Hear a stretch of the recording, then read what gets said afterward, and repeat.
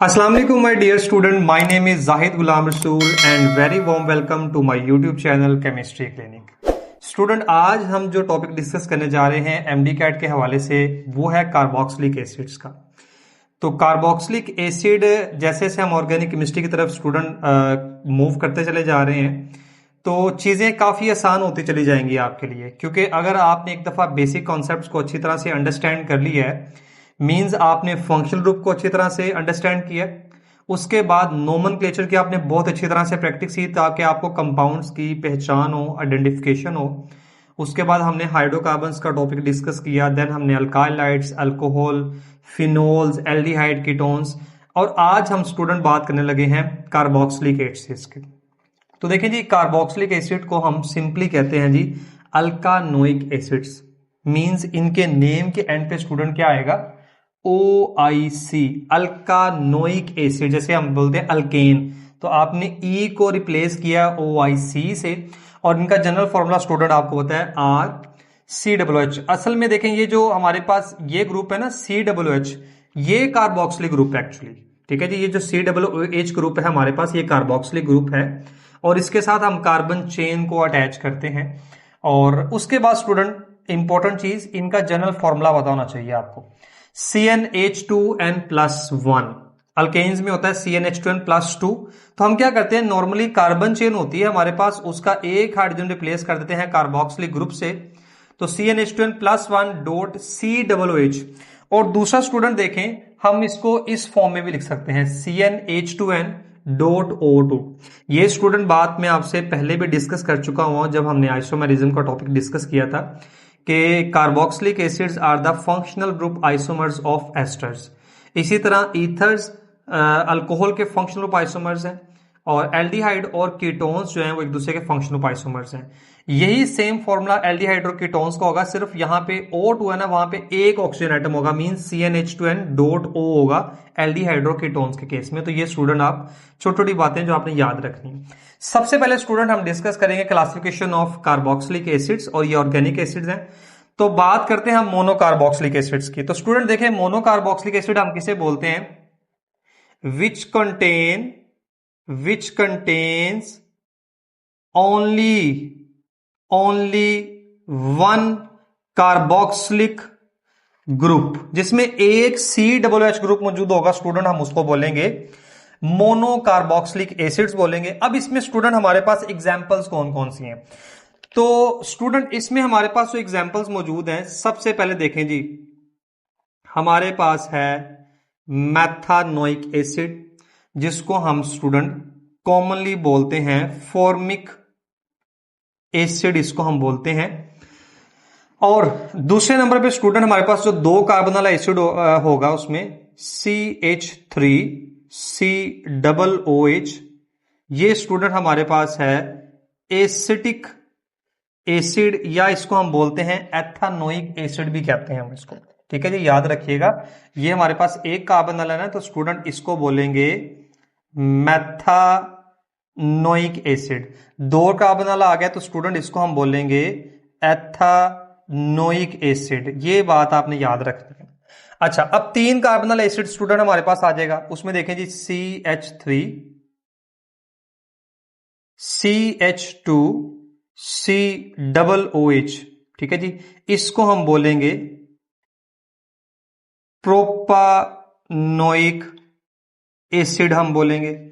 इसी तरह स्टूडेंट देखें CH3, अब यहां पे स्टूडेंट जो हमारे पास CH2 मौजूद होंगे वो तादाद में हो जाएंगे 2, और उसके बाद आ जाएगा COOH, इसको हम बोलते हैं, चार कार्बन है तो स्टूडेंट ये बन जाएगा ब्यूटानोइक एसिड हम बोलेंगे।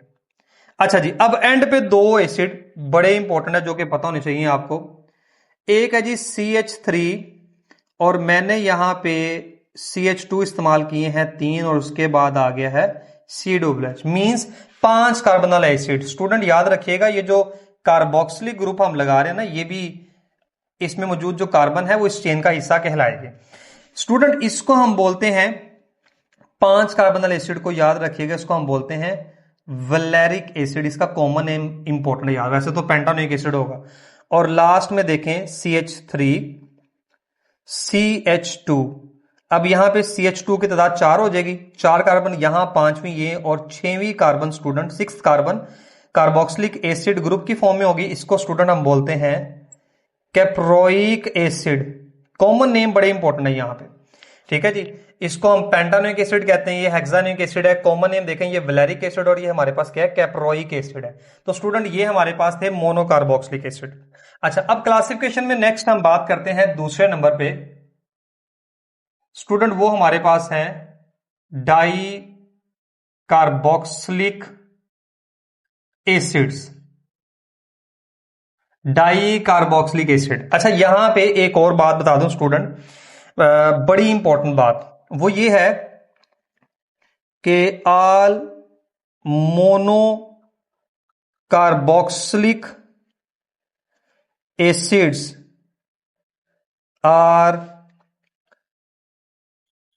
Called as fatty acids. याद रखिएगा स्टूडेंट, ठीक है। जितने भी हमारे पास एलिफैटिक मोनोकार्बोक्सिलिक एसिड, ये जो हम क्लासिफिकेशन डिस्कस कर रहे हैं स्टूडेंट, ये एलिफैटिक मोनोकार्बोक्सिलिक एसिड को हमने डिस्कस किया, और यहां पे भी जो हम डाइकार्बोक्सिलिक एसिड की बात करने जा रहे हैं, ये भी हमारे पास एलिफैटिक होंगे। तो देखें, जितने भी हमारे पास मोनोकार्बोक्सिलिक एसिड है, याद रखिएगा उन सबको हम बोलते हैं कलेक्टिवली फैटी एसिड्स बोलते हैं। अच्छा स्टूडेंट, डाइकार्बोक्सिलिक एसिड्स की बात करने जा रहे हैं, तो यहां पे मैं एक फॉर्मूला लिखने लगा हूं, ओम्स गा। इसको नहीं भूलना आपने, ये वो एसिड्स हैं कार्बोक्सिलिक एसिड जिसमें दो दो कार्बोक्सिलिक ग्रुप मौजूद होंगे। अब इसमें मैं आपको एक ट्रिक बताऊंगा, याद करने का इसको तरीका बताऊंगा। मोनोकार्बोक्सिलिक एसिड में एक कार्बोक्सिलिक ग्रुप है, डाई कार्बोक्सिलिक एसिड में दो कार्बोक्सिलिक ग्रुप होंगे।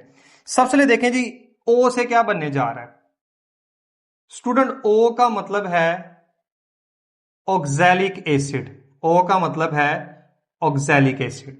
फिर देखें जी, हमारे पास आ गया M. M stand for malonic acid. M stand for malonic acid. Next student देखें, एस आ गया। एक्स का मतलब है succinic acid. Succinic acid Kolbe's electrolytic method में इसको हम यूज करते हैं for the preparation of alkene. G stand for glutaric acid और A stand for adipic acid. Adipic acid. Adipic acid को स्टूडेंट हम यूज करते हैं जब हम नाइलॉन बनाते हैं पॉलिमराइजेशन में, तो उसमें एडिपिक एसिड हम इस्तेमाल करते हैं। अब स्टूडेंट इसके हम आ जाते हैं केमिकल फॉर्मूलाज की तरफ आ जाते हैं। तो केमिकल फॉर्मूलाज में कुछ बड़ी इंटरेस्टिंग चीजें जो मैं बताने लगा आपको।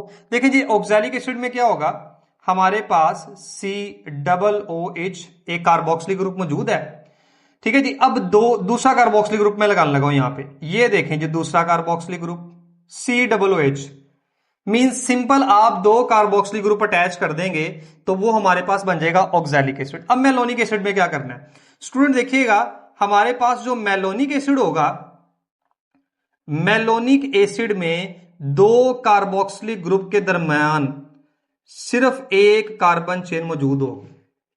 यहां पे कोई भी कार्बन चेन नहीं, यहां पे कितनी होगी, एक कार्बन चेन मींस एक CH2 ग्रुप आएगा, इसका मेलोनिक एसिड। सक्सीनिक एसिड में क्या होगा, हम उसी तरह से कार्बोक्सिलिक ग्रुप ड्रॉ करेंगे। अब स्टूडेंट हमारे पास दो कार्बोक्सिलिक एसिड के दरमियान में कितनी कार्बन हो जाएंगी, दो हो जाएंगी सक्सीनिक एसिड में। ग्लूटारिक एसिड में क्या होगा, ये हमारे पास कार्बोक्सिलिक ग्रुप, फिर से स्टूडेंट हमारे पास कार्बन चेन और फिर से कार्बोक्सिलिक ग्रुप। अब यहां पे 3 CH2 आ जाएंगे, मींस एक कार्बन, ये 3, यहां पे 4 और इसमें 5 होगी। एडिपिक एसिड में स्टूडेंट क्या होगा, ये हमारे पास कार्बोक्सिलिक ग्रुप है। अब इसके साथ स्टूडेंट जो कार्बन चेन अटैच होगी ना, वो 4 कार्बन की होगी, मीन दो कार्बोक्सिलिक एसिड के दरमियान में 4 कार्बन होंगी। ये एडिपिक एसिड है, ये इसको आपने नहीं बोलना स्टूडेंट, याद रखना है इसको आपने। ये हम बात कर रहे हैं एलिफैटिक डाइकार्बोक्सिलिक एसिड्स की बात कर रहे हैं। अच्छा, इसी में ना हमने एक और भी पढ़ा हुआ है, अगर आपको याद हो, ये मेलोनिक एसिड पढ़ा हुआ ना हमने स्टूडेंट, एक पढ़ा हुआ है आपको डेफिनेटली याद होगा, carbon to carbon double bond. ये हमने इस फॉर्म में पढ़ा हुआ है COOH डबल ओ एच, यहां पे स्टूडेंट एच आ जाएगा, इधर भी एच आ जाएगा। अब स्टूडेंट इसका नाम जो हमने पढ़ा हुआ है ना वो है जी मैलिक एसिड, मैलिक एसिड। और स्टूडेंट ये सिज फॉर्म होती है, इसी की जो ट्रांसफॉर्म होगी ना स्टूडेंट, इसी की ये हमारे पास है सिज। और दूसरा स्टूडेंट हमारे पास होता है फ्यूमेरिक एसिड, फ्यूमेरिक एसिड है स्टूडेंट, और ये इसी की ट्रांसफॉर्म है। ठीक है जी, इसी की ट्रांसफॉर्म है। ये मैलिक एसिड में दोनों कार्बोक्सिलिक ग्रुप सेम साइड पे है, फ्यूमेरिक एसिड में सिर्फ ये वाला कार्बोक्सिलिक ग्रुप नीचे आ जाएगा, एच ऊपर चला जाएगा, तो स्टूडेंट उसको हम बोलते हैं फ्यूमेरिक एसिड। इसको हम पहले भी डिस्कस कर चुके हैं। ये भी डाइकार्बोक्सिलिक एसिड है, लेकिन ये अनसैचुरेटेड हमारे पास है, ये सारे सैचुरेटेड है, ये अनसैचुरेटेड है। तो स्टूडेंट हमारे पास फैटी एसिड में क्या होता है, सिर्फ मोनो कार्बोक्सिलिक एसिड शामिल होंगे। अगर कार्बोक्सिलिक ग्रुप एक से ज्यादा होंगे तो वो हमारे पास फैटी एसिड नहीं होंगे, according to definition of fatty acid that is actually present in your FSC book. अच्छा स्टूडेंट, अब हमारे पास ट्राई कार्बोक्सिलिक एसिड भी होते हैं। ठीक है, अगर हम तीसरी इसमें बात करते हैं तो स्टूडेंट वो हमारे पास हो जाते हैं ट्राई कार्बोक्सिलिक एसिड्स भी होते हैं। अब ट्राई कार्बोक्सिलिक एसिड में क्या होगा स्टूडेंट, इसमें 3 कार्बोक्सिलिक ग्रुप मौजूद होंगे। हमारे पास एग्जांपल क्या है स्टूडेंट, एक तो एग्जांपल हमारे पास है सिट्रिक एसिड की एग्जांपल है। अब सिट्रिक एसिड में क्या होगा, सिंपल रफ बता रहा हूं, बड़ा आसान सा तरीका फॉर्मूला याद करने का, 1 2 3 कार्बन लगाएं। कार्बन नंबर 1 पे आप एक कार्बोक्सिलिक ग्रुप अटैच करें, कार्बन नंबर 2 पे स्टूडेंट एक OH आ जाएगा और साथ में एक कार्बोक्सिलिक ग्रुप। इसी तरह लास्ट जो हमारे पास कार्बन होगी स्टूडेंट, इसके पास भी एक कार्बोक्सिलिक ग्रुप मौजूद होगा। ये सिट्रिक एसिड का फॉर्मूला है, बड़ा आसान सा। बाकी स्टूडेंट आप वैलेंसी को हाइड्रोजन लगा के पूरा कर सकते हैं इसकी। 3 कार्बन, तीनों पे कार्बोक्सिलिक लगाएं और कार्बन नंबर 2 पे आपने OH लगाना है, ये सिट्रिक एसिड का फॉर्मूला बन गया। अब इसी से एक और formula student try carboxylic acid का, आपकी जो ना वो नॉलेज के लिए बता रहा हूं, बीटा कार्बोक्सिलिक ग्लूटारिक एसिड उसको हम बोलते हैं। अब देखें बीटा कार्बोक्सिलिक ग्लूटारिक एसिड में स्टूडेंट क्या होगा, 1 2 3, सिंपल 3 कार्बन, कार्बन नंबर 1 पे COOH, कार्बन नंबर 2 पे भी स्टूडेंट COOH, और कार्बन नंबर 3 पे भी क्या होगा, COOH। इसका नाम है जी प्रोपेन 1 2 3 ट्राई कार्बोक्सिलिक एसिड, इसको हम बोलते हैं।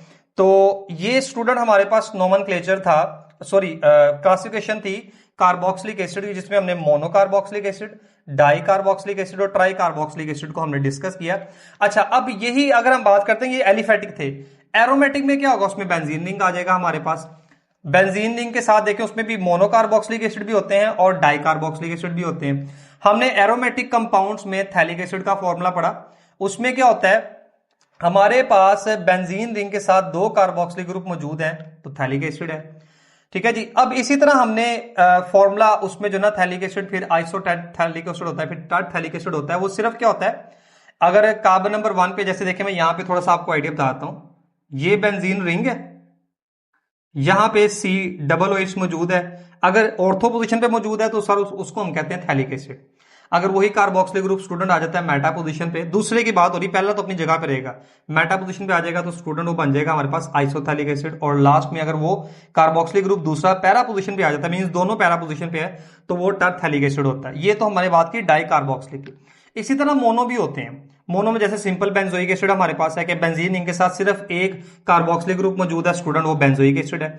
इसी तरह अगर आप मतलब आपने एक कार्बोक्सिलिक ग्रुप लगाया, दूसरा स्टूडेंट हमने यहां पे अगर फर्स्ट करें OH ग्रुप लगा दिया, तो स्टूडेंट ये हमारे पास जो मोनो कार्बोक्सिलिक एसिड होगा इसको हम बोलते हैं सैलिसिक एसिड बोलते हैं। इसी तरह एस्पिरिन भी हमारे पास आ जाती है। उसमें क्या होता है कि देखें ये हमारे पास बेंजीन रिंग है, तो आपने कार्बोक्सिलिक ग्रुप अटैच किया COOH। अब देखें स्टूडेंट इस पोजीशन पे क्या होता है, OCOCH3, यानी कि आप कह सकते हैं एस्टर लिंकेज यहां पे हम अटैच कर देते तो ये हमारे पास एस्पिरिन का फॉर्मूला बन जाता है। तो स्टूडेंट आपको ना क्लासिफिकेशन में डिटेल पता होनी चाहिए, mono carboxylic acid, di carboxylic acid, try, aliphatic form में, और एरोमेटिक फॉर्म में भी मोनो और डाई एटलीस्ट आपको पता होने चाहिए। ठीक है स्टूडेंट, ये हमने क्लासिफिकेशन डिस्कस की इसकी डिटेल से। नेक्स्ट हम बात करते हैं प्रेपरेशन ऑफ कार्बोक्सिलिक एसिड्स की। प्रेपरेशन ऑफ कार्बोक्सिलिक एसिड की स्टूडेंट अगर हम बात करें तो इसमें ना एक बात बहुत इंपॉर्टेंट है जो आपने याद रखनी है कि पूरी ऑर्गेनिक केमिस्ट्री में मोस्ट ऑफ द केसेस जब भी हम कार्बोक्सिलिक एसिड को प्रिपेयर करेंगे तो वो हमेशा अल्कोहल या एल्डिहाइड की ऑक्सीडेशन से हम प्रिपेयर कर रहे होते हैं। तो देखिए इसमें सबसे पहला मेथड जो हम यूज कर रहे हैं वो भी हम अल्कोहल से ही कार्बोक्सिलिक एसिड को प्रोड्यूस करवा रहे हैं। कैसे हम अल्कोहल की ऑक्सीडेशन करेंगे तो स्टूडेंट हमारे पास जो कंपाउंड बनेंगे वो सबसे पहले बनेगा एल्डिहाइड। ठीक है, ये हमारे पास अल्कोहल है, अल्कोहल की हमने ऑक्सीडेशन की है। अच्छा, अल्कोहल को ऑक्सीडाइज करने के लिए आपको स्ट्रॉन्ग ऑक्सीडाइजिंग एजेंट्स की जरूरत होती है, जैसे कि मैंने यहां मेंशन किया है KMnO4 को। ठीक है जी, और स्ट्रॉन्ग ऑक्सीडाइजिंग एजेंट हमें चाहिए। KMnO4 की जगह पे स्टूडेंट हम सोडियम डाइक्रोमेट और पोटेशियम डाइक्रोमेट भी इस्तेमाल कर सकते हैं। कंसंट्रेटेड नाइट्रिक एसिड भी इस पर्पस के लिए इस्तेमाल होता है। पूरी ऑर्गेनिक केमिस्ट्री में स्टूडेंट याद रखिएगा जहां पे भी आपको स्ट्रॉन्ग ऑक्सीडाइजिंग एजेंट की जरूरत होगी आप potassium permanganate, potassium dichromate, sodium dichromate, concentrated nitric acid, इन सब को आप एसिडिक कंडीशंस में यूज कर सकते हैं, क्योंकि एसिड इन ऑक्सीडाइजिंग एजेंट की कैरेक्टरिस्टिक को, इसकी जो ऑक्सीडाइजिंग प्रॉपर्टी होती है उसको मजीद इनहेंस कर देते हैं। मींस ये as a activator, as a catalyst काम कर रहे होते हैं इन ऑक्सीडाइजिंग एजेंट्स के लिए, ताकि ये एटॉमिक ऑक्सीजन को प्रोड्यूस कर सकें। तो एटॉमिक ऑक्सीजन क्या करेगी, इस कार्बन पे अटैक करेगी, इस वाली कार्बन पे। ठीक है, यहां पे वाटर भी एलिमिनेट होता है, यहां पे बाय प्रोडक्ट में एज अ वाटर भी एलिमिनेट होता है। उसके बाद हम क्या करेंगे, एल्डिहाइड की ऑक्सीडेशन करनी है। एल्डिहाइड को ऑक्सीडाइज करने के लिए हमें वीक ऑक्सीडाइजिंग एजेंट्स की जरूरत होती है। और स्टूडेंट वीक ऑक्सीडाइजिंग एजेंट्स देखें हम कौन से यूज कर सकते हैं, हम डाइल्यूट नाइट्रिक एसिड भी यूज कर सकते हैं, Tollens reagent, Fehling solution, बैरेंडिक solution. ये हमने एल्डिहाइड और कीटोन्स के चैप्टर में डिस्कस भी किया था। तो ये तीनों रिएजेंट हम इस्तेमाल कर सकते हैं एल्डिहाइड्स को कार्बोक्सिलिक एसिड में चेंज करने के लिए। ये वीक ऑक्सीडाइजिंग एजेंट्स की कैटेगरी में आते हैं। अच्छा देखिए, दूसरा मेथड है फ्रॉम एल्डिहाइड्स। तो स्टूडेंट देखें, ये हमने अभी एल्डिहाइड से तो प्रिपेयर किया है, तो हम कह सकते हैं कि ये जो हमारे पास सेकंड वाला मेथड है ना, ये है जी सेम एज अबव। मैंने इसको इसलिए मेंशन किया है ताकि आपको पता हो कि फ्रॉम अल्कोहल, फ्रॉम एल्डिहाइड्स। ठीक है जी, फ्रॉम एल्डिहाइड भी कह सकते हैं, फ्रॉम कार्बोनाइल कंपाउंड्स भी कह सकते हैं, क्योंकि एल्डिहाइड और कीटोन दोनों से कार्बोक्सिलिक एसिड प्रोड्यूस होते हैं। लेकिन एल्डिहाइड से कार्बोक्सिलिक एसिड प्रोड्यूस करना आसान काम है, क्योंकि इसकी ऑक्सीडेशन आसान है। कीटोन की ऑक्सीडेशन मुश्किल है, उसमें भी हमें स्ट्रॉन्ग ऑक्सीडाइजिंग एजेंट्स चाहिए होते हैं, और बनते उससे भी हमारे पास कार्बोक्सिलिक एसिड है। अच्छा देखिए स्टूडेंट, तीसरा मेथड है फ्रॉम अल्केल नाइट्राइल। हमने अल्केन नाइट्राइल से जो ना कार्बोक्सिलिक एसिड को प्रोड्यूस करना है। अल्केन नाइट्राइल भी कह लें, या आप इनको साइनाइड भी कह सकते हैं, मिथाइल साइनाइड भी हो सकता है, हमारे पास इथेन साइनाइड भी हो सकता है, इथाइल साइनाइड जिसे हम कहते हैं। अब स्टूडेंट हाइड्रोलिसिस होनी है इस ग्रुप की, ये जो हमारे पास CN साइनाइड ग्रुप है, इसी को हम नाइट्राइल ग्रुप भी कहते हैं, इसकी हाइड्रोलिसिस होनी है। ये बात मैं आपको पहले ही बता चुका हूं एल्डिहाइड और कीटोन्स में, यहां फिर से बता रहा हूं स्टूडेंट कि अगर हम इस अल्केन नाइट्राइल की हाइड्रोलिसिस करते हैं एसिडिक कंडीशन में, ठीक है, तो हमारे पास जो बाय प्रोडक्ट्स होती हैं वो है अमोनियम आयन। असल में फर्क बाय प्रोडक्ट्स का है, प्रोडक्ट हमारे पास कार्बोक्सिलिक एसिड ही बनेगा। आप एसिडिक कंडीशन यूज करेंगे, प्रोडक्ट कार्बोक्सिलिक एसिड है। आप अल्कलाइन कंडीशन यूज करेंगे, करनी हाइड्रोलिसिस है इसकी in the presence of base, तो हमारे पास प्रोडक्ट कार्बोक्सिलिक एसिड है। एक्चुअली बनता कार्बोक्सिलेट आयन है, लेकिन हम इसे कार्बोक्सिलिक एसिड कह सकते हैं। बाय प्रोडक्ट में अमोनिया होगी। अब इसमें इंपॉर्टेंट बात यह है कि आप जब अल्केन नाइट्राइल की हाइड्रोलिसिस करते हैं एसिडिक या बेसिक एनवायरनमेंट, हमारे पास एक इंटरमीडिएट बनता है जिसको हम बोलते हैं अमाइड कहते हैं। तो याद रखिएगा, alkane nitrile produce carboxylic acid through amide.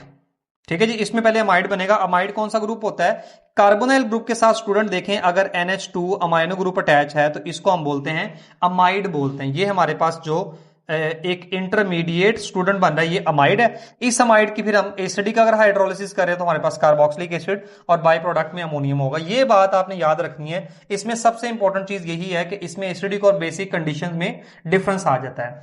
Next देखिए स्टूडेंट, फ्रॉम अल्कीन्स।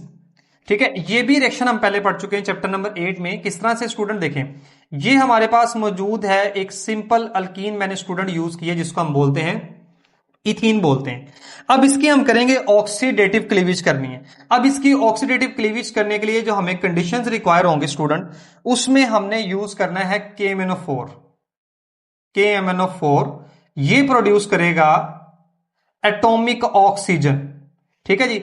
और इसको हमने यूज करना है हॉट इन्वायरमेंट में। हम क्या कर रहे हैं, हम इसकी ऑक्सीडेटिव क्लीवेज कर रहे हैं। स्टूडेंट याद रखिएगा, अल्केन से हम कैसे कार्बोक्सिलिक एसिड बना रहे हैं, वो है जी from oxidative cleavage, means oxidation के जरिए हम इसके डबल बॉन्ड को ब्रेक कर रहे हैं। अब ये जो कार्बन होगी, दोनों साइड पे जो कार्बन होंगी वो अलग अलग कार्बोक्सिलिक एसिड में चेंज होंगे। अब देखें दोनों तरफ एक ही कार्बन है ना हमारे पास, इस तरफ भी एक, इस तरफ भी एक कार्बन है, तो हमारे पास बनने वाला जो एसिड होगा स्टूडेंट वो फॉर्मिक एसिड होगा। इसके दो मॉलिक्यूल बनेंगे। अगर एक तरफ एक कार्बन डबल बॉन्ड की, दूसरी तरफ दो कार्बन है, तो एक फॉर्मिक एसिड और दूसरा एथेनोइक एसिड। अच्छा, ये रिएक्शन हमने पढ़ा था, हम जब अल्कीन्स की हाइड्रोजाइलेशन करते हैं और हम यूज करते हैं कोल्ड KMnO4 सॉल्यूशन, जिसको हम बेयर्स रिएजेंट भी कहते हैं। 1% अल्कलाइन KMnO4 सॉल्यूशन हम यूज करते हैं एसिडिक, और हम यहां पे बेसिक कंडीशंस भी यूज कर सकते हैं, दोनों कंडीशन यूज कर सकते हैं। अगर आप कोल्ड इन्वायरमेंट लेंगे स्टूडेंट, तो बनने वाली प्रोडक्ट ग्लाइकोल्स होते हैं। ये बात मैंने आपको अल्कीन्स की हाइड्रोजाइलेशन में भी बताई थी, यहां भी बता रहा हूं कि अगर आप हॉट इन्वायरमेंट में इसकी ऑक्सीडेटिव क्लीवेज करेंगे तो जो बनने वाली प्रोडक्ट है स्टूडेंट वो कार्बोक्सिलिक एसिड्स होते हैं। अच्छा, अब स्टूडेंट हम बात करते हैं इसकी इंडस्ट्रियल प्रेपरेशन की। जो पांचवा मेथड में आपके साथ डिस्कस कर रहा हूं वो है स्टूडेंट इंडस्ट्रियल प्रेपरेशन है। ये तो हमने लैब स्केल की बातें की। तो स्टूडेंट देखें अब इंडस्ट्रियल प्रेपरेशन में क्या होगा। इंडस्ट्रियल प्रेपरेशन में स्टूडेंट एक तो आपको याद होना चाहिए, उसी तरह से हम इथाइन यूज करेंगे। अब ये जिस बच्चे को इस बात का नहीं पता, स्टूडेंट वो हाइड्रोकार्बन्स में जो अल्काइंस का टॉपिक है उसके केमिकल रिएक्शन को दे सकता है। आप जब इथाइन की हाइड्रोलिसिस करते हैं ना, उसमें वाटर ऐड करते हैं, तो स्टूडेंट आपके पास जो प्रोडक्ट बनती है ना वो बनता है ethanol. Ethanol means acetaldehyde, aldehyde बनेगा। और इसी एल्डिहाइड की आप जब फर्दर ऑक्सीडेशन करेंगे ना स्टूडेंट, तो हमारे पास प्रोडक्ट क्या होगी, कार्बोक्सिलिक एसिड स्टूडेंट हमारे पास प्रोड्यूस होगा। ये मैकेनिज्म आपने याद रखना है। इथाइन की हमने हाइड्रोलिसिस की, एथेनॉल, एल्डिहाइड, ये चैप्टर नंबर 8 में भी आपने हाइड्रोकार्बन से पढ़ा हुआ है, और जो मैंने वीडियोस बेटा अपलोड की हुई है उसमें भी अल्काइंस के अगर आप केमिकल प्रॉपर्टीज देखेंगे तो उसमें एडिशन ऑफ वाटर वाले रिएक्शन में ये मौजूद है। ठीक है, दूसरा देखें वही अल्कोहल से, और अल्कोहल से किस तरह से, फर्मेंटेशन। अब बेटा देखिए फर्मेंटेशन से क्या होगा, एथेनॉल प्रोड्यूस होगा, एथेनॉल जिसको हम ग्रेन स्पिरिट कहते हैं। और फिर से देखें अगर हम एथेनॉल की ऑक्सीडेशन करवाएंगे तो बनने वाली प्रोडक्ट स्टूडेंट क्या होगी, कार्बोक्सिलिक एसिड। मींस एथेनॉल से हमारे पास एल्डिहाइड, एल्डिहाइड से फर्दर कार्बोक्सिलिक एसिड। तो स्टूडेंट ये है इसकी इंडस्ट्रियल प्रेपरेशन कार्बोक्सिलिक एसिड की। अब हम बात करते हैं स्टूडेंट इसकी physical properties. Student carboxylic acid colourless liquids की फॉर्म में एग्जिस्ट करते हैं, और इसमें इंपॉर्टेंट चीज कि कार्बन नंबर 1 से लेकर कार्बन नंबर 3 तक जो कार्बोक्सिलिक एसिड होंगे इनकी पंजेंट ऑर्डर होगी, पंजेंट स्मेल होगी, और 4 to 6 जो ना अनप्लेजेंट स्मेल होगी। आप एसिडिक एसिड जो हमारे पास होता है जिसको हम विनेगर भी कहते हैं, तो स्टूडेंट ये CH3COOH ये हमारे पास स्टूडेंट एसिटिक एसिड है। आपको पता है इसका एसिटिक एसिड। और स्टूडेंट इसी का जो सोल्यूशन होता है ना, मींस 5 से लेके 8% स्टूडेंट इसका जो सोल्यूशन होता है इसको हम बोलते हैं विनेगर बोलते हैं, याद रखिएगा। ठीक है, तो विनेगर जो एसिटिक एसिड होता है उसकी स्मेल आपको होता है पिकल या सिरके की तरह उसकी जो स्मेल होती है, और विनेगर को हम उर्दू में सिरका ही कहते हैं। अच्छा स्टूडेंट अगर हम बात करते हैं इसकी सॉल्युबिलिटी की बात करते हैं, तो कार्बोक्सिलिक एसिड वाटर सॉल्युबल होते हैं ड्यू टू हाइड्रोजन बॉन्डिंग। ये बात आप याद रखिएगा कि अल्कोहल्स और carboxylic acid due to hydrogen bonding soluble होते हैं। अब इसकी जो सॉल्युबिलिटी है ना, with the increase of carbon chain, या आप कह सकते हैं size of R alkyl group, वो डिक्रीज करती जाएगी। इसी तरह मोलर मैस है, तो ये एक ही जैसी बातें हैं। मोलर मैस की बात कर लें, क्योंकि डेफिनेटली जब कार्बन चेन इंक्रीज करेगी तो नंबर ऑफ कार्बन एटम्स भी इंक्रीज होंगे। ठीक है जी, नंबर ऑफ कार्बन एटम्स भी इंक्रीज होंगे, इसके साथ मोलर मैस भी बढ़ना शुरू हो जाएगा। तो सॉल्युबिलिटी का इन सब चीजों के साथ इनवर्स रिलेशन है। फिर देखिए कार्बोक्सिलिक एसिड साइक्लिक डाइमर्स की फॉर्म में एग्जिस्ट करते हैं, मीन 2 कार्बोक्सिलिक एसिड के मॉलिक्यूल हाइड्रोजन बॉन्डिंग बना के डाइमर्स की फॉर्म में, 2-2 यूनिट्स की फॉर्म में एग्जिस्ट कर रहे होते हैं। अब आपको ना इस साइक्लिक रिंग के बारे में पता होना चाहिए। देखिए जी, साइक्लिक रिंग यहां से स्टार्ट होके यहां पे एंड हो रहा है। इस साइक्लिक रिंग में अगर आप बातें देखें तो इसमें स्टूडेंट बहुत सारी बातें करने वाली हैं। पहली बात, इसमें टोटल एटम कितने हैं स्टूडेंट? 8 एटम्स हैं। 1 2 3 4 5 6 7 8 एटम्स, 8 एटम है, जिसमें से 6 एटम्स हाइब्रिडाइज्ड एटम है। याद रखिएगा, इनके जो हाइड्रोजन है ना स्टूडेंट, ये अनहाइब्रिडाइज्ड। ये जो मैं बातें बता रहा हूं इनको गौर से सुनिएगा और इनको नोट डाउन कर लीजिएगा। टोटल इसमें 8 एटम्स हैं, 6 एटम्स स्टूडेंट इसमें हाइब्रिडाइज्ड एटम है, मींस दोनों कार्बन और ये जो 4 ऑक्सीजन एटम ये हाइब्रिडाइज्ड है। हाइड्रोजन स्टूडेंट इसमें अनहाइब्रिडाइज्ड है। अब 6 एटम हाइब्रिडाइज्ड हैं, 2 हमारे पास जो कार्बन मौजूद है स्टूडेंट इसमें अगर आप देखें, और ये जो ऑक्सीजन मौजूद है ये हमारे पास हाइब्रिडाइज्ड एटम मौजूद है। अच्छा, उसके बाद स्टूडेंट आप इसमें ना बॉन्ड्स भी कैलकुलेट कर सकते हैं, मींस 1 2 3 4 5 6 7 टोटल 8 हमारे पास बॉन्ड, जिसमें से 6 सिग्मा बॉन्ड है और 2 हमारे पास पाई बॉन्ड्स मौजूद हैं। इस रिंग में लोन पेयर्स भी कैलकुलेट कर सकते हैं आप। हर ऑक्सीजन के पास 2-2 लोन पेयर है, तो टोटल हमारे पास यहाँ पे 8 लोन पेयर्स मौजूद होंगे। ये बातें इस रिंग के बारे में आपको पता होनी चाहिए कि साइक्लिक डायमर की फॉर्म में एग्जिस्ट करते हैं हमारे पास कार्बोक्सिलिक एसिड के मॉलिक्यूल्स। उसके बाद स्टूडेंट 2 अहम बातें, बॉइलिंग पॉइंट। बॉइलिंग पॉइंट जैसे जैसे मोलर मैस या मोलिकुलर मैस बढ़ेगा या चेन की लेंथ बढ़ेगी या नंबर ऑफ कार्बन एटम बढ़ते जाएंगे कार्बोक्सिलिक एसिड में, वैसे वैसे इनका बॉइलिंग पॉइंट बढ़ेगा। मेल्टिंग पॉइंट में कुछ जो ना वो इंपॉर्टेंट चीज है जो आपने याद रखनी है और एमसीक्यूज भी इसी में से आएगा आपको। मीन्स अगर फिजिकल प्रॉपर्टीज में से कोई एमसीक्यूज आएगा कार्बोक्सिलिक एसिड का तो वो मेल्टिंग पॉइंट होता है, क्योंकि इसमें जो इवन कार्बन एटम्स होंगे जिन कार्बोक्सिलिक एसिड में, उनके मेल्टिंग पॉइंट ज्यादा होते हैं as compare to those carboxylic acid which contain odd number of carbon atom. जैसे फॉर्मिक एसिड है, उसका मेल्टिंग पॉइंट कम होगा, उसमें एक ही एटम है। एसिडिक एसिड का ज्यादा होगा, ठीक है जी, क्योंकि उसमें क्या है, उसमें 2 कार्बन आ गई और। तो इसमें रीजन क्या होती है कि जो हमारे पास even number of carbon atom होती है उसमें अरेंजमेंट बड़ी जबरदस्त हो जाती है, कॉम्पैक्ट अरेंजमेंट होती है, स्ट्रक्चर बड़ा फाइन होता है और उसमें ज्यादा फोर्सेस ऑफ अट्रैक्शन बन जाती हैं ड्यू टू रेगुलर और कॉम्पैक्ट स्ट्रक्चर, जिसकी वजह से क्या होता है उसके मेल्टिंग पॉइंट हाई होते हैं। और odd number of carbon atoms में क्या होता है, structure as compare to even जो ना वो लेस टाइटली पैक होता है, जिसकी वजह से उसमें वीक फोर्सेस क्रिएट होती हैं और उसके मेल्टिंग पॉइंट्स कम होते हैं। तो स्टूडेंट ये थी फिजिकल प्रॉपर्टीज कार्बोक्सिलिक एसिड की, जिसके बारे में आपको पता होना चाहिए। इंफॉर्मेशन बेस्ड चीजें थी, ज्यादा इसमें आपके लिए कॉन्सेप्चुअल चीजें नहीं थी। अब हम बात करते हैं कार्बोक्सिलिक एसिड के केमिकल रिएक्शंस की। कार्बोक्सिलिक एसिड के रिएक्शंस की अगर हम बात करें तो सबसे पहले हम कार्बोक्सिलिक एसिड का जो स्ट्रक्चर है उसको हम डिस्कस करते हैं। इसमें कितनी तरह के रिएक्शंस जो है वो पॉसिबल है। तो सबसे पहले देखें कार्बोक्सिलिक एसिड का स्ट्रक्चर। अब इसमें देखें, ये ऑक्सीजन है पार्शियल नेगेटिव, हाइड्रोजन है पार्शियल पॉजिटिव। अब यहां पे जो टाइप ऑफ रिएक्शंस हमें मिलने वाली हैं उसमें सबसे पहले तो रिएक्शंस वो होंगे जिसमें हाइड्रोजन एटम इन्वॉल्व होगा, कार्बोक्सिलिक ग्रुप का जो हाइड्रोजन है वो इन्वॉल्व होगा। और जिसमें देखें हाइड्रोजन इन्वॉल्व होता है, हम कहते हैं ये रिएक्शन इसकी एसिडिक प्रॉपर्टीज को भी रिप्रेजेंट कर रहा है और आप इसे कह सकते हैं इलेक्ट्रोफिलिक सब्स्टिट्यूशन रिएक्शंस का नाम भी दे सकते हैं। फिर देखें दूसरे रिएक्शंस की टाइप वो होगी जिसमें पूरे का पूरा OH ग्रुप इन्वॉल्व हो जाएगा। ये हमारे पास एक दूसरी कैटेगरी होगी जिसमें पूरे का पूरा OH ग्रुप इन्वॉल्व होगा। तो इसको मैं कहता हूं ये हमारे पास सबसे पहली तरह का रिएक्शन है। ये दूसरी तरह के रिएक्शंस होंगे जिसको हम डिस्कस करेंगे। और स्टूडेंट एक कार्बोक्सिलिक एसिड के रिएक्शंस वो होंगे जिसमें पूरे का पूरा जो कार्बोक्सिलिक ग्रुप है, मींस ये जो COOH ग्रुप है, ये पूरे का पूरा ग्रुप इन्वॉल्व होगा। ये होंगे हमारे पास एक थर्ड टाइप ऑफ रिएक्शन जिसको हम डिस्कस करेंगे। तो सबसे पहले हम कह सकते हैं कि जिसमें हाइड्रोजन इन्वॉल्व है ये इलेक्ट्रोफिलिक सब्स्टिट्यूशन रिएक्शंस है, ठीक है जी, जो जिसमें हाइड्रोजन सिर्फ इन्वॉल्व होगा। मींस जो सबसे पहली टाइप के रिएक्शंस है ना, ये हैं इलेक्ट्रोफिलिक सब्स्टिट्यूशन रिएक्शन कैटेगरीज में आ जाएंगे। दूसरी जो टाइप है स्टूडेंट वो आ जाएंगे न्यूक्लियोफिलिक सब्स्टिट्यूशन रिएक्शन कैटेगरी में आ जाएंगे। और जो तीसरे टाइप ऑफ रिएक्शंस होंगे ना स्टूडेंट, वो आप कह सकते हैं डीकंपोजिशन है एक किस्म की, क्योंकि कार्बोक्सिलिक ग्रुप डीकंपोज हो गया है, उसका जो कार्बोनाइल ग्रुप था C डबल बॉन्ड ऑक्सीजन वो भी यहां पे खत्म हो जाएगा।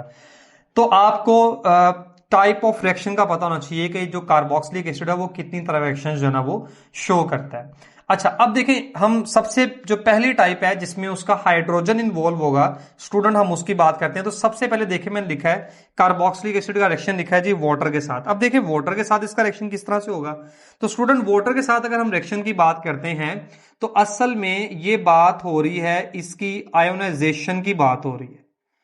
अब नो डाउट एसिटिक एसिड जिसको हम विनेगर भी कहते हैं इसके 5 to 8% सोल्यूशन को, एसिटिक एसिड या कार्बोक्सिलिक एसिड की अगर हम बात करें, यहां पे हमने एथानोइक एसिड लिया है, एथानोइक एसिड को एज एन एग्जांपल लिया है।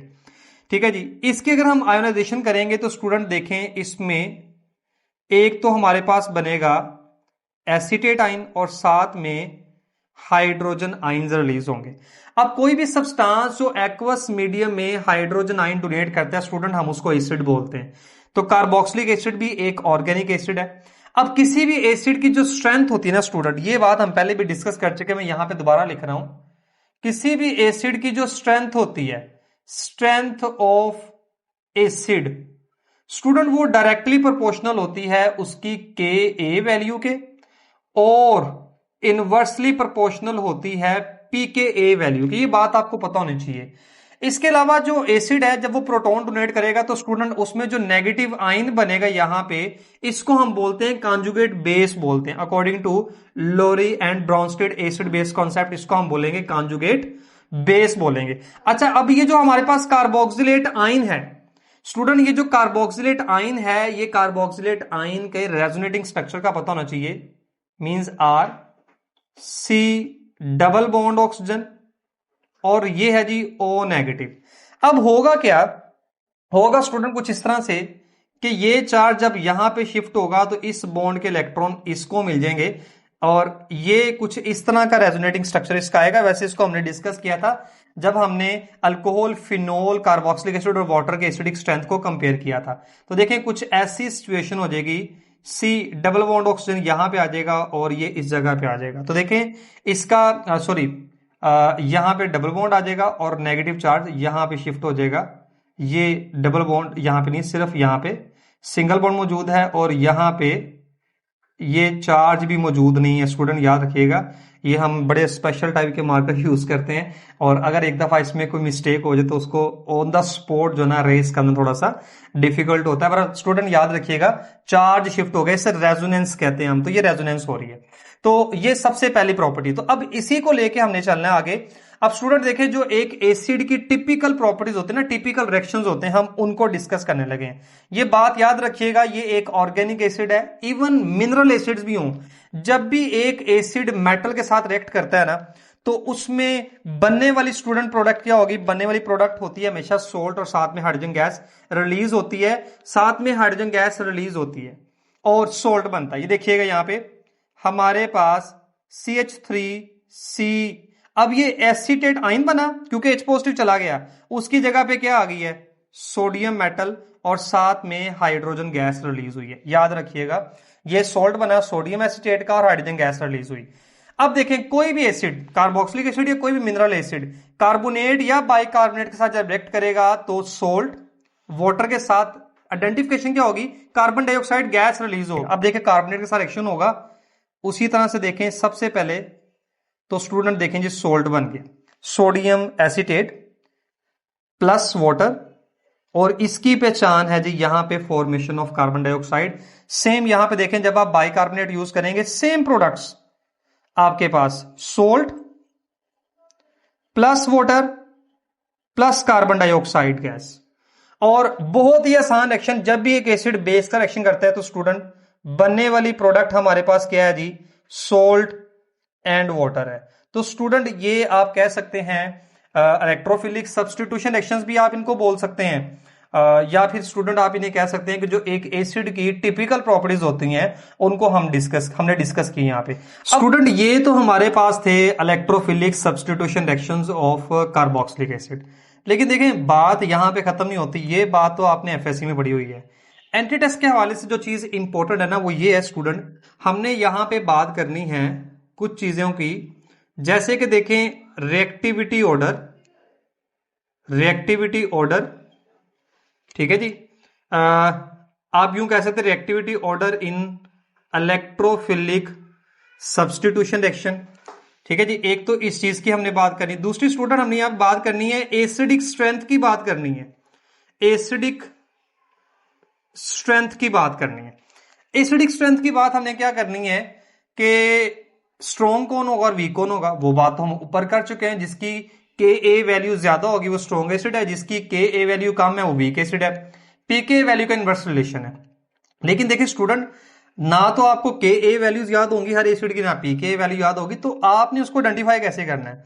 तो स्टूडेंट ये बात हम पहले भी डिस्कस कर चुके हैं कि जो रिएक्टिविटी है ना, रिएक्टिविटी वो इनवर्सली प्रोपोर्शनल है कुछ चीजों के। अब वो चीजें कौन कौन सी हैं वो देखिएगा स्टूडेंट। जिन चीजों की हम बात कर रहे हैं उसमें हमारे पास साइज ऑफ अल्काइल ग्रुप आ जाएगा। सबसे पहली चीज साइज ऑफ अल्काइल ग्रुप आ जाएगा।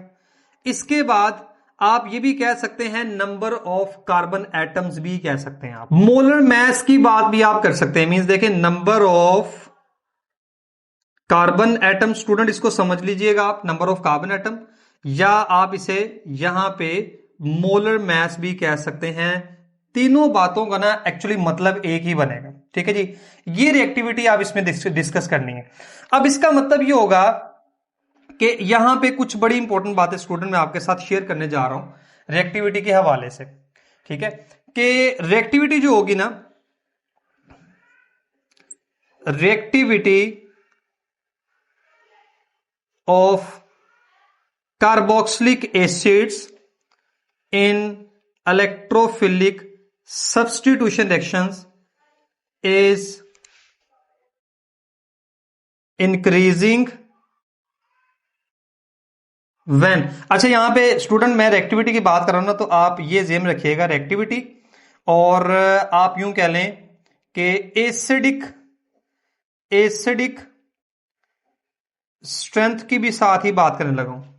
ठीक है जी, रिएक्टिविटी और acidic strength of carboxylic acid in electrophilic substitution reaction is increasing when more electron withdrawing species are attached. Student ये बात मैंने ये जुमला इसलिए आपके लिए लिखा है कि आपने ये बात समझनी है। देखें जी, आपको पता है जो CH3 ग्रुप है, मिथाइल ग्रुप है, या CH2 ग्रुप है, मिथाइलिन ग्रुप जिसको हम बोलते हैं, इसका जो इफेक्ट है ये इलेक्ट्रॉन डोनेटिंग इफेक्ट है। और कार्बोक्सिलिक ग्रुप के साथ जितने इलेक्ट्रॉन डोनेटिंग स्पीशीज अटैच होंगी ना, वो रिएक्टिविटी को उतना ही डिक्रीज कर देंगे। किस केस में? इलेक्ट्रोफिलिक सब्स्टिट्यूशन एक्शन के केस में, या आप कह सकते हैं कि उसकी एसिडिक स्ट्रेंथ को कम कर देंगे। इसका मतलब ये हुआ कि जो एसिडिक स्ट्रेंथ है वो किस पे डिपेंड कर रही है। मतलब देखें, ये तो रिएक्टिविटी की बात की है। रिएक्टिविटी के साथ स्टूडेंट याद रखिएगा एसिडिक स्ट्रेंथ का भी सेम यही बात है कि जो एसिडिक स्ट्रेंथ है वो साइज ऑफ कार्बन चेन के इनवर्सली प्रोपोर्शनल। जितनी कार्बन चेन की लेंथ कम होगी, मोलर मास कम होगा, उतना स्ट्रॉन्ग एसिड होगा। इसका मतलब ये हुआ कि हमारे पास सबसे स्ट्रॉन्ग एसिड कौन सा होगा? फॉर्मिक एसिड होगा। उसके बाद स्टूडेंट हमारे पास एसिटिक एसिड होगा। उसके बाद स्टूडेंट हमारे पास प्रोपानोइक एसिड जो है वो स्ट्रॉन्गेस्ट एसिड होगा। अब इन तीनों में कंपेयर करें तो सबसे स्ट्रॉन्ग कौन सा है? फॉर्मिक एसिड, या जिसको हम कहते हैं मैथानोइक एसिड कहते हैं। अच्छा जी, ये तो हमने कार्बन चेन की बात कर ली। ठीक है जी, कि एसिडिक स्ट्रेंथ या जो रिएक्टिविटी है वो कार्बन चेन पे डिपेंड करी। जैसे जैसे कार्बन चेन बढ़ेगी रिएक्टिविटी भी कम होगी, एसिडिक स्ट्रेंथ भी कम हो जाएगी। ठीक है, अब हम बात करते हैं, ये जो मैंने लिखा हुआ है कि अगर कार्बोक्सिलिक ग्रुप के साथ इलेक्ट्रॉन विदड्रॉइंग ग्रुप लगी हो या स्पीशीज लगी हो। अब इस बात का मतलब क्या है स्टूडेंट जी? इस बात को आपने समझना है इस केस में कि देखिए जी, फर्स्ट करें हमारे पास CH3 है। मैंने यहां पे ना एक अल्फा ऑप्शन लिखी CH3COOH, एक एसिड मैंने ये मेंशन कर दिया। एक एसिड मैंने लिखा CH3FCOOH लिख दिया। एक स्टूडेंट मैंने आपके साथ ऑप्शन शेयर की CHF2COOH, और अच्छा जी इसको हम चार्ली ऑप्शन कर लेते हैं। और डेल्टा ऑप्शन स्टूडेंट देखें CF3COOH। अब इसमें बताएं कि सबसे स्ट्रॉन्ग एसिड कौन सा है और सबसे वीक एसिड कौन सा होगा। अब देखें स्टूडेंट, ये जो मैंने बात की थी ना इलेक्ट्रॉन विदड्रॉइंग स्पीशीज, इस बात को आप समझना है। अब आप देखें ये जो CH3 के 3 हाइड्रोजन है ना, पहले मैंने एक हाइड्रोजन को रिप्लेस किया, यहां पे सॉरी जी CH2 आएगा, मैंने फ्लोरीन लगा दिया, फिर मैंने 2 हाइड्रोजन रिप्लेस किया, 2 फ्लोरीन आ गए, अब तीनों हाइड्रोजन रिप्लेस कर दिए। तो अब आप देखें सिचुएशन कुछ ये है कि ये कार्बन है, ठीक है जी, इसके साथ सबसे पहले तो मौजूद थे 3 हाइड्रोजन और आगे हमारे पास आ जाना है COOH ग्रुप आ जाएगा। अब देखें जब यहां पे एक फ्लोरीन एटम होगा ना, हम कहते हैं जी ऊपर नीचे हाइड्रोजन मौजूद है, तो ये फ्लोरीन जो है ना वो इलेक्ट्रोनेगेटिव है, विदड्रॉइंग स्पीशी है, इलेक्ट्रॉन विदड्रॉइंग स्पीशी है। जब ये कार्बन के इलेक्ट्रॉन को विदड्रॉ करेगा, कार्बन इसके इलेक्ट्रॉन को विदड्रॉ करने की कोशिश करेगी, ये कार्बन अल्टीमेटली देखें इस हाइड्रोजन का फिर रिलीज होना क्या होगा, आसान हो जाएगा, मींस इस पे ज्यादा स्ट्रॉन्ग पार्शियल पॉजिटिव चार्ज आएगा और ये रिलीज हो जाएगा, ठीक है जी, एसिडिक स्ट्रेंथ बढ़ गई।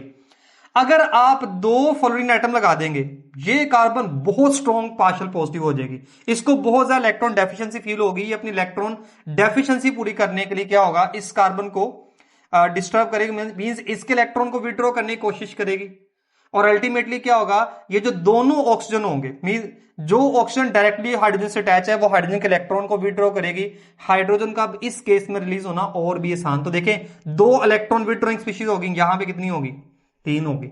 इसका मतलब ये हुआ कि हमारे पास अगर हम बात करते हैं, ये स्टूडेंट इस MCQ की मैं अगर बात करूं तो सबसे जो स्ट्रॉन्गेस्ट एसिड है ना, ये देखें ये है स्ट्रॉन्गेस्ट, और अल्फा वाला जो ना स्टूडेंट अमंग दीज ये वीकेस्ट है, ये बात याद रखिएगा। अच्छा अब फर्ज करें कि इसी तरह से ऑप्शंस हैं आपके पास और मैं क्या करता हूं कि ये देखें मैंने यहां फ्लोरीन लिखा है ना, मैं इसकी जगह पे ना फ्लोरीन की जगह पे क्लोरीन अटैच कर देता हूं, यहां पे मैं लिख देता हूं आयोडीन लिख देता हूं, मींस CH2F CH2Cl CH2I। तो देखिए इन तीनों में मोस्ट इलेक्ट्रोनेगेटिव फ्लोरीन है ना, तो आपने इस केस में भी बताना है कि स्ट्रॉन्गेस्ट एसिड कौन सा होगा। तो स्टूडेंट याद रखिएगा जो बात मैं आपको बता रहा हूं, रिएक्टिविटी प्लस एसिडिक स्ट्रेंथ की बात हो रही, दोनों चीजें डिपेंड कर रही है किसके ऊपर, साइज ऑफ कार्बन चेन या मोलर मास कह लें, नंबर ऑफ कार्बन एटम कह लें, बात एक ही है, ठीक है। जो जिन कार्बोक्सिलिक एसिड में नंबर ऑफ कार्बन एटम कम होंगे वो ज्यादा रिएक्टिव होंगे, ठीक है, जिनमें नंबर ऑफ कार्बन एटम बढ़ते जाएंगे वो कम रिएक्टिव होंगे और उनकी एसिडिक स्ट्रेंथ भी कम होगी।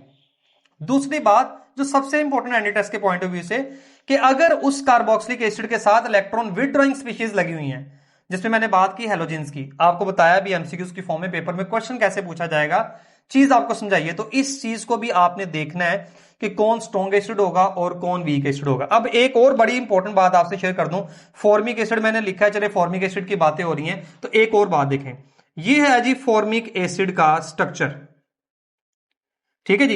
एल्डिहाइड्रोकीटोन्स का जो रिएक्शंस था उसमें जब हमने आइडेंटिफिकेशन टेस्ट किए थे ना, तो मैंने आपको बताया था कि फॉर्मिक एसिड वो वाहिद एसिड है जो टोलीन्स रिएजेंट के साथ रिएक्शन करता है। क्यों करता है, अगर आप देखें तो ये वो वाहिद कार्बोक्सिलिक एसिड है जिसकी शक्ल एल्डिहाइड से रिजेंबल करती है। अब देखें ये जो इतना हिस्सा है ये फॉर्माइल ग्रुप बन गया, ठीक है जी। इसीलिए इसी बिना पे, इसी मुशाबियत की बिना पे, इसी रिजेंबलेंस की वजह से हम कहते हैं कि कार्बोक्सिलिक एसिड्स में सिर्फ वाहिद फॉर्मिक एसिड है जो टोलीन्स रिएजेंट के साथ रिएक्शन करता है, अदरवाइज कोई भी और कार्बोक्सिलिक एसिड टोलीन्स रिएजेंट की प्रेजेंस में ऑक्सीडाइज नहीं हो सकता। ये वाहिद एसिड है जो टोलीन्स रिएजेंट को रिड्यूस करता है या खुद ऑक्सीडाइज हो जाता है। ये स्टूडेंट बातें बहुत इंपॉर्टेंट है जो आपने याद रखनी है। देखें ये बातें आपने एफएससी में पढ़ी, पहले हमने एफएससी को डिस्कस किया, अब हमने वो बातें डिस्कस की जो एंटी टेस्ट के पॉइंट ऑफ व्यू से इंपॉर्टेंट है, तो इनका आपने ख्याल रखना है, ठीक है जी। तो हमने इलेक्ट्रोफिलिक सब्स्टिट्यूशन रिएक्शंस को डिटेल से डिस्कस किया और इसमें जो इंपॉर्टेंट पॉइंट्स है स्टूडेंट हमने उसको भी डिस्कस किया। अब हम बात करते हैं nucleophilic substitution reactions of carboxylic acid, या हम कह सकते हैं reactions of carboxylic acid in which OH group of carboxylic is involve. Carboxylic acid में दूसरी टाइप के जो रिएक्शंस हम डिस्कस कर रहे हैं, reaction due to OH group of carboxylic acid, जिसको हमने नाम दिया था न्यूक्लियोफिलिक सब्स्टिट्यूशन रिएक्शंस का। मींस ये हम पढ़ रहे हैं nucleophilic substitution reaction of carboxylic acid, means उसमें जो OH ग्रुप है उसको रिप्लेस किया जाएगा। अच्छा अब इसमें हमने जो रिएक्शंस पढ़ने हैं उसमें देखें जी, सबसे पहले हमारे पास मौजूद है SOCl2, थायोनाइल क्लोराइड। अब स्टूडेंट एक छोटी सी बात हो आपको, बड़ी इंपॉर्टेंट, आपने अल्कोहल के रिएक्शन पढ़े, उसमें OH ग्रुप इन्वॉल्व था, ठीक है। अब यहां पे भी अगर आप गौर से नोट करें ना, तो ये जो इतना हिस्सा है ना, अब ये मैटर नहीं करता, मैटर कर रहा है ये वाला OH, ठीक है। यही OH इन्वॉल्व था अल्कोहल में, यही OH इन्वॉल्व है कार्बोक्सिलिक एसिड में। तो आप यूं समझे कि जो न्यूक्लियोफिलिक सब्स्टिट्यूशन एक्शंस आपने अल्कोहल के पढ़े ना स्टूडेंट, वही है, कोई डिफरेंस नहीं है। होगा क्या, देखें, ये है CH3CO as it is, means ये जो एसिटाइल ग्रुप है CH3C double bond oxygen, student ये एसिटाइल ग्रुप है, इसके साथ क्या अटैच हो गया है, इसके साथ अटैच हो गया क्लोरीन, एसिटाइल क्लोराइड बन गया, या इसको बोलते हैं एसिड हैलाइड बोलते हैं। और साथ में बाय प्रोडक्ट्स में हमारे पास जैसे अल्कोहल में था SO2 एंड HCl, वो बन जाएंगे बाय प्रोडक्ट्स। इसी तरह देखिए, अगर इसका रिएक्शन आप करवाते हैं PCl3 या PCl5 के साथ, तो स्टूडेंट क्या होगा, प्रोडक्ट सेम है। ये देखिए जी, एसिटाइल ग्रुप, और साथ में देखें हमारे पास अटैच क्या इसके साथ हो रहा है स्टूडेंट, क्लोरीन और क्लोरीन। बाय प्रोडक्ट्स में कुछ भी चीज बन रही है, ठीक है। PCl3 के केस में क्या होगा, H3PO3 बन जाएगा बाय प्रोडक्ट, और यहां पे भी इसी तरह से हमारे पास बाय प्रोडक्ट्स बन जाएगी। अच्छा, अब ये तो देखें हमारे पास तीनों प्रोडक्ट सेम है, आपको स्टूडेंट इसका नाम पता होना चाहिए, इसको हम एसिड हैलाइड या एसिटाइल क्लोराइड इस केस में हम इसको बोलेंगे। अब देखें जो रिएक्शन में यहां पे लिखने लगा हूं, बड़ा इंपॉर्टेंट है, ये हमारे पास एसिटिक एसिड है, इसका रिएक्शन करवाने लगा हूं मैं स्टूडेंट C2H5OH के साथ। हाँ जी, यहां पे जो प्रोडक्ट स्टूडेंट बनने जा रही है बड़ी इंपॉर्टेंट, उसका नाम है जी स्टूडेंट, यहां पे देखें CH3C डबल बॉन्ड ऑक्सीजन, वही एसिटाइल ग्रुप आ गया हमारे पास। और देखें उसके बाद क्या आएगा, ये स्टूडेंट जो हमारे पास इतना हिस्सा है ना, वो यहां पे अटैच होगा OC2H5, साथ में बन गया वाटर बन गया। तो स्टूडेंट ये एक न्यूक्लियोफिलिक सब्स्टिट्यूशन रिएक्शन। अब यहां पे ना बच्चे बहुत ज्यादा कंफ्यूज होते हैं, बच्चों को ये लगता है कि कार्बोक्सिलिक एसिड की एसिडिक स्ट्रेंथ ज्यादा, तो उसको तो एज एन एसिड बिहेव करना चाहिए और अल्कोहल को एज एन बेस बिहेव करना चाहिए। स्टूडेंट याद रखें, ये एसिड बेस रिएक्शन नहीं है, ये एसिड बेस रिएक्शन नहीं है, ये एक न्यूक्लियोफिलिक सब्स्टिट्यूशन रिएक्शंस है। मींस इसमें जिसका न्यूक्लियोफाइल ज्यादा पावरफुल होगा ना, वो रिप्लेस कर देगा। तो आप यहां पे एक चीज देखें, कार्बोक्सिलिक ग्रुप में OH है जो न्यूक्लियोफाइल है, और अल्कोहल में जो बनने वाला न्यूक्लियोफाइल है ना स्टूडेंट, वो हमारे पास असल में C2H5O नेगेटिव, ये एथोक्साइड आयन है जो यहां पे न्यूक्लियोफाइल है, ये OH से ज्यादा पावरफुल है, इसने उस OH को रिप्लेस कर दी। ये बात आपने याद रखनी है, क्योंकि बच्चे सारे यहीं पे कंफ्यूज होते हैं कि कार्बोक्सिलिक एसिड यहां पे एज एन एसिड बिहेव क्यों नहीं कर रहा। तो स्टूडेंट याद रखेंगे, एसिड बेस रिएक्शन नहीं हो रहा, यहां पे दौड़ लगी हुई है पावरफुल न्यूक्लियोफाइल की, कि जो पावरफुल न्यूक्लियोफाइल होगा, स्ट्रॉन्ग न्यूक्लियोफाइल होगा, वीक को रिप्लेस कर देगा। तो अब नो डाउट OH भी एक पावरफुल न्यूक्लियोफाइल, लेकिन उससे भी ज्यादा स्ट्रॉन्ग न्यूक्लियोफाइल आ गया। तो यहां पे न्यूक्लियोफिलिक सब्स्टिट्यूशन हुई है, और हमारे पास जो प्रोडक्ट बनी है स्टूडेंट, उसका नाम है एस्टर। जो प्रोडक्ट बनी है उसका नाम स्टूडेंट हमारे पास क्या है, एस्टर। और इस प्रोसेस को हम कहते हैं स्टूडेंट एस्टेरिफिकेशन, इसका नाम है जी एस्टेरिफिकेशन, ठीक है जी। अब इस एस्टेरिफिकेशन में कुछ बातें आपको पता होनी चाहिए, और वो क्या बातें हैं स्टूडेंट, देखें पहली बात कि देखें हमारे पास वाटर बना है इसके नतीजे में, ठीक है, और वाटर में दो चीजें मौजूद हैं, एक हाइड्रोजन है और एक है स्टूडेंट OH ग्रुप है। तो आप याद रखिएगा कि हाइड्रोजन कहां से आ रही है वाटर बनने के दौरान, ये आ रही है फ्रॉम अल्कोहल, ठीक है जी, और OH कहां से आ रहा है, फ्रॉम कार्बोक्सिलिक एसिड, यहां से OH आ रहा है। तो यहां पे स्टूडेंट मैंने आपका कॉन्सेप्ट क्लियर कर दिया कि ये एसिड बेस्ड रिएक्शन नहीं है, ये एक न्यूक्लियोफिलिक सब्स्टिट्यूशन रिएक्शन है, और इसमें बनने वाली प्रोडक्ट क्या है, एस्टर। अच्छा, ये रिएक्शंस हमने कुछ डिस्कस किए, न्यूक्लियोफिलिक सब्स्टिट्यूशन रिएक्शन। एक और रिएक्शन हमने डिस्कस करना है, वो मैं यहां पे अलग से लिखने लगा हूं। अब देखें जी, ये हमारे पास मौजूद है CH3C double bond oxygen OH, और रिएक्शन इसका हम करवा रहे हैं अमोनिया के साथ। अब बनना तो यहां पे अमाइड है, लेकिन देखें स्टूडेंट अमाइड डायरेक्ट नहीं बनेगा। सबसे पहले क्या होगा, अमोनियम आयन बनेगा और यहां पे कुछ ये प्रोडक्ट बनने जा रही है NH4 पॉजिटिव। ये हमारे पास है जी अमोनियम आयन, तो ये बन गया ammonium ammonium acetate. Student ammonium acetate एक सोल्ट है। अब हम क्या करेंगे, ये जो सोल्ट बना है ना CH3C double bond oxygen O negative NH4, ये है पॉजिटिव। अब इसको आप ना हीट करेंगे, ठीक है जी। जब इसको हम हीट करेंगे इस सोल्ट को, अमोनियम एसीटेट को, तो फिर हमारे पास स्टूडेंट अमाइड बनेगा, अमाइड, और साथ में वाटर रिलीज होगा। ये हमारे पास जो स्टूडेंट प्रोडक्ट बनी है ना, ये है इसको हम बोलते हैं एसिड अमाइड बोलते हैं इस product. C double bond oxygen और साथ में NH2 होना, तो स्टूडेंट ये हमारे पास अमाइड ग्रुप कहलाता है। यूरिया के अंदर भी होता है। तो स्टूडेंट ये जो अमाइड की फॉर्मेशन है ना, ये सिंगल स्टेप में नहीं होगी, ये डबल स्टेप में होगी। सबसे पहले अमोनियम एसीटेट सॉल्ट बनेगा, उसको हीट करने से हमारे पास एसिड अमाइड जो ना उसकी फॉर्मेशन होगी। ये भी स्टूडेंट हमारे पास एक न्यूक्लियोफिलिक सब्स्टिट्यूशन रिएक्शन है। अच्छा, ये हमने वो सारे रिएक्शन डिस्कस कर लिए जो न्यूक्लियोफिलिक सब्स्टिट्यूशन रिएक्शन थे। अब स्टूडेंट हम बात करते हैं उन रिएक्शंस की जिसमें कार्बोक्सिलिक ग्रुप इन्वॉल्व है। तीसरी जो हमारे पास कैटेगरी है वो है जी reactions due to COOH, means आप कह सकते हैं reaction involving carboxylic group of carboxylic acids. अच्छा, अब इसमें जो रिएक्शंस हमने स्टूडेंट पढ़ने हैं उसमें दो बातें हमने करनी है, ठीक है। यहां पे जो रिएक्शंस हमने पढ़ने, असल में यहां पे ना कार्बोक्सिलिक ग्रुप की ना रिडक्शन हमने पढ़नी है। अब ये हमारे पास है, मैं इसको इस जनरल लिखता हूं RCOOH। स्टूडेंट इसकी हमने पढ़नी है रिडक्शन, और मैं इसकी रिडक्शन दो तरह से करवा रहा हूं आपको, ठीक है जी।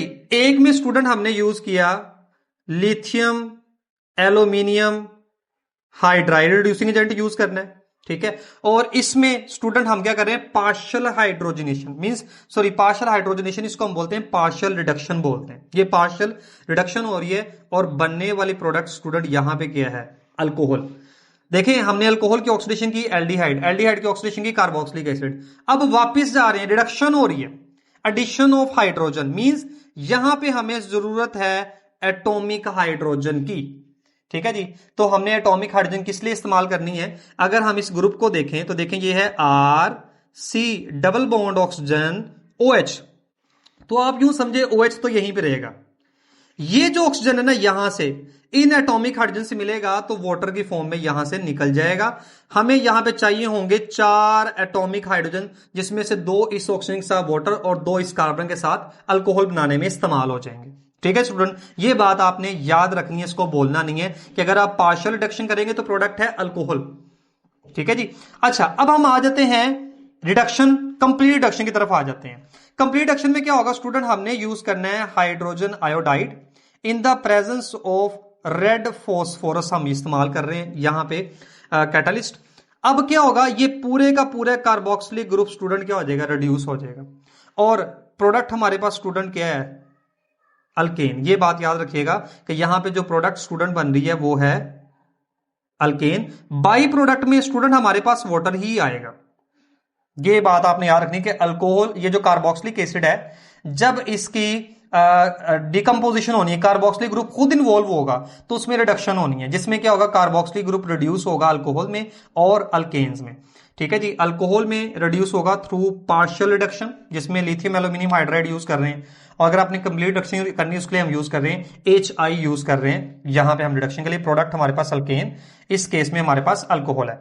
अच्छा जी, उसके बाद स्टूडेंट हमारे पास जो इसका रिएक्शन है वो है डिहाइड्रेशन रिएक्शन। बड़ा ही आसान, जैसे अल्कोहल में था वैसे कार्बोक्सिलिक एसिड में CH3C double bond oxygen OH, CH3C double bond oxygen OH।